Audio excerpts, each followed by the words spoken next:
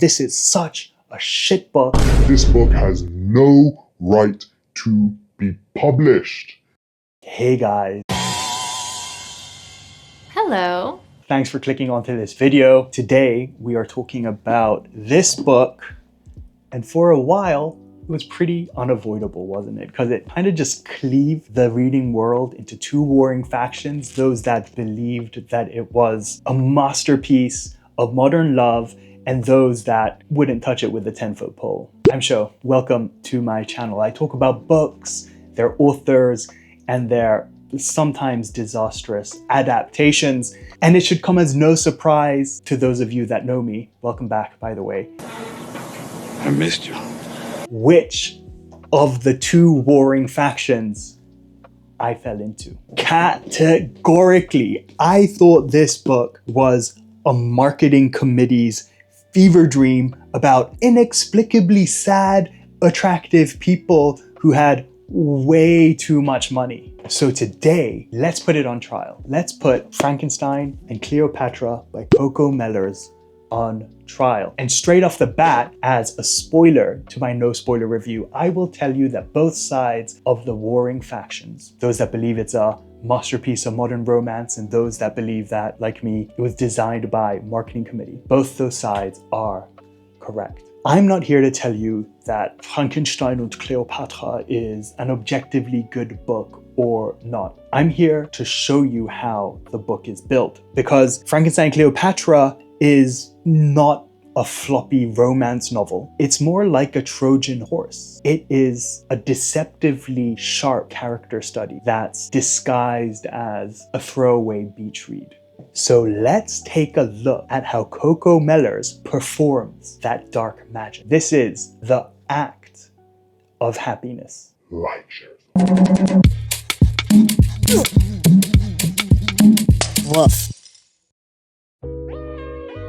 So first, the bait. And it is pure, uncut heroin. I always thought you were the most beautiful girl I ever seen. For a certain type of reader. Cleo is a beautiful 24-year-old British artist living in New York, and she meets Frank, a handsome, successful entrepreneur who is nearly 2 decades her senior. A whirlwind romance leads to an impulsive marriage. Pure catnip, right? It's basically the foundational architecture to thousands of romance novels, but this is precisely where Coco Mellors subverts the whole genre trope. Most romance novels end with the couple overcoming obstacles together and then living forever and ever, happily ever after. But this is where Frankenstein and Cleopatra begins. It asks the far more brutal question. So you got everything you want.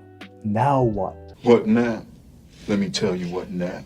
Coco Mellors isn't interested in that fantasy of the whirlwind. She's more interested in the grim and unsexy logistics of the morning after. She basically replaces happily ever after with, oh shit, now I'm legally bound to a beautiful stranger who has an entire universe of unresolved trauma, just like me.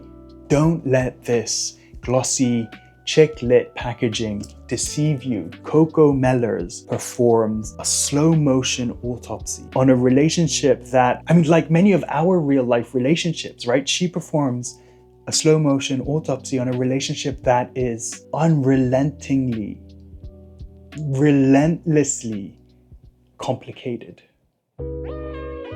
I'm going to be blunt, okay?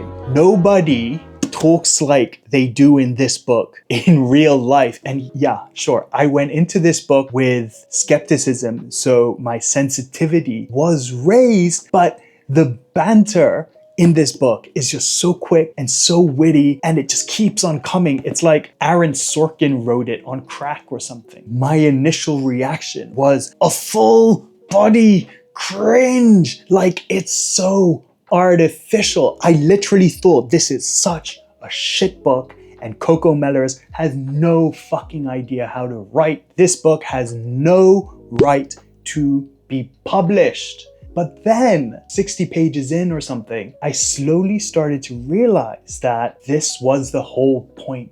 That dialogue. It's a performance. It's like that one friend you have that's always on. You can see it's a performance. You can see that that performance is just a shield. Well, the characters in this book, they talk smart because they've constructed fortresses out of smart words because they're all profoundly lonely people who are just terrified of being seen. Coco Mellors identified something about our modern world. She identified a symptom of what relationships are like in our modern world, and all she did was write about it. The way these characters speak, it's a facade. It's their body armor. It's like two people on a date thinking of the perfect next thing to say and just not fucking listening. They're just trying to win the conversation as opposed to just simply having it. Once I saw the banter as a symptom, Frankenstein and Cleopatra went from cringy to tragic. Coco Mellors' choice wasn't a flaw. It's one of the most honest things of the entire book.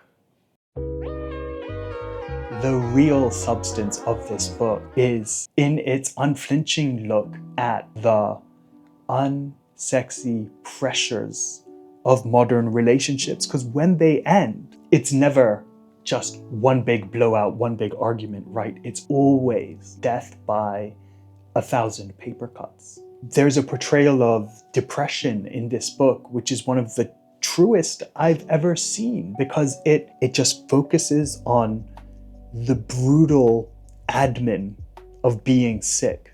There are no cinematic breakdowns. It's just that chronic, low-grade frustration of finding the right therapist that takes your insurance, the emotional numbness of SSRIs, the guilt of being the sad partner, how grinding and every day it all is an ordinary, because it's not a tragedy. It's a low-grade maintenance project that's just constantly sapping your resources. Then you have the money. Yeah, money. Because money is a character in Frank and Cleo's marriage. It's a character in the book even. Like, if the 20-year age gap between the two is a footnote, then the money, the economic chasm between the two is the story. Mellors brilliantly shows how financial dependence, even when it's wrapped in love, creates an unhealthy power balance that, like in practical terms, over time, you can't correct it. Generosity becomes a debt that compounds with every gesture. It just seeps into every argument. And it's not just between Frank and Cleo too, because you see these dynamics play out in the relationships of the supporting characters. Hell, you see the effects of these dynamics in the supporting characters too. And I mean, honestly, thank God for that, because the changes in perspective really anchor the book in a sense of reality. And it's just genius, actually, how Coco Mellors gives the supporting characters their own chapters. You see precisely how these same dynamics play out in different ways. Quentin is Cleo's hilarious, hedonistic, homosexual BFF, just a disaster. Anders, who is Frank's BFF, he is a walking erection, the womanizing counterpoint to Frank. And you also have Frank's sister, little Zoe, who, well, she's the struggling artist. And through her eyes, you see what it's like to live in New York from paycheck to paycheck. And these guys, they're not just props. They have their own chapters, they have lives, they have their own backstories, but crucially, they function as a jury, kind of like we the reader do, albeit a partial jury, because we hypocritically pass judgment on the hypocrisy of other people doing what we ourselves do. That's Coco Mellors' genius.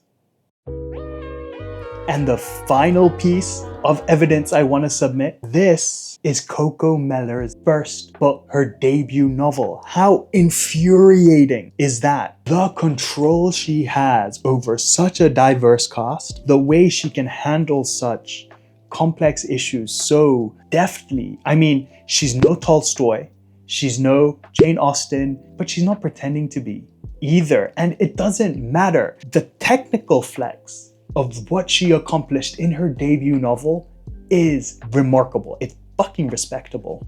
If you appreciate fiction that delves into the messy, uncomfortable guts of a relationship with the light touch of a pina colada by the beach, you have got to read this book. It respects your intelligence enough not to give you the easy answers. It respects your emotional intelligence, your emotional self-awareness enough to talk about the issues that you probably always avoid talking about, just like me.